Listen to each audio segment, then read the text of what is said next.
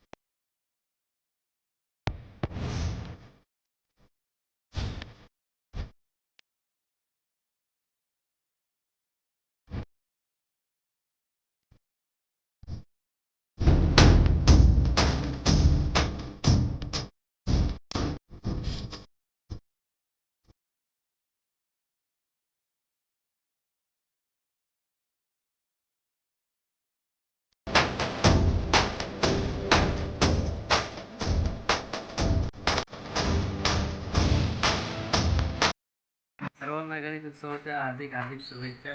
मी बाप्पाला एकच विनंती करतो की आपल्या देशावर जे करोना रोगाने जे थैमान घातलेलं आहे ते सर्व निवारण होऊ दे आणि तुझ्या आशीर्वादाने सर्वांचं चांगलं होऊ दे.